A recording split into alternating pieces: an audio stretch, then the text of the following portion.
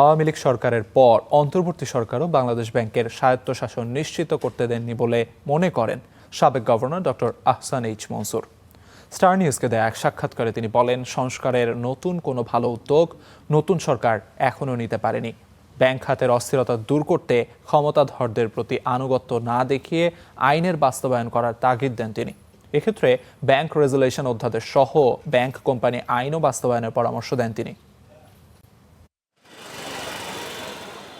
বাংলাদেশের ব্যাংকিং খাত এমন বিপর্যয়ে এর আগে হয়তো কখনো পড়েনি। গেল ১.৫ দশকের লুটপাট এই খাতকে ফেলেছে চরম ঝুঁকিতে। বেশিরভাগ ইসলামী ধারা ও রাষ্ট্রীয় মালিকানাধীন ব্যাংক এখনও দুর্দশার মধ্যেই আছে। শেখ হাসিনা আমলের চরম অনিয়ম দুর্নীতিতে ব্যাংক খাতের অবস্থা যখন মৃতপ্রায়, তখনই হাল ধরে এ খাতের সংস্কারে বেশ কিছু উদ্যোগ নেয় অন্তর্বর্তী সরকার।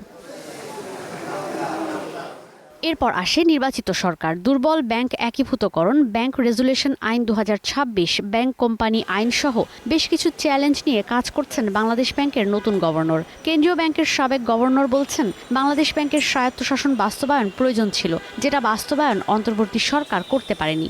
নতুন সরকারকে অবশ্যই সংস্কার করতে হবে বলে মনে করেন তিনি।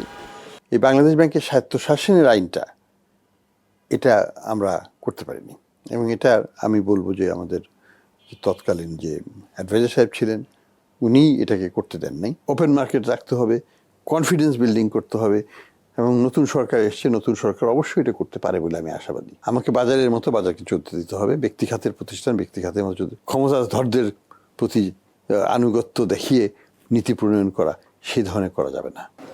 স্টার নিউজকে দেয়া এক সাক্ষাৎকারে সাবেক গভর্নর বলেন, দেশের ব্যাংক খাতে আইনের প্রয়োগ এখন অনেক জরুরি হয়ে পড়েছে। দেশের ব্যাংক খাত নাজুক অবস্থায় আছে উল্লেখ করে তিনি বলেন, কিছু আইনের খসড়া অন্তর্বর্তী সরকার করেছে, যেগুলোর বাস্তবায়ন করা খুব জরুরি। পাশাপাশি ব্যাংকে নিশ্চিত করতে হবে সুশাসন।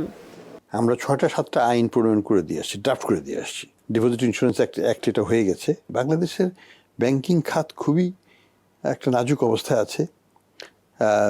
এটা আরও অনেক ভালনারেবল ছিল, সেখান থেকে একটু ভালো অবস্থা আছে। আমরা যেটা করেছি, আমরা ঠেকাটা দিয়ে আসছি, কিন্তু ফাউন্ডেশনটা দিতে পারিনি।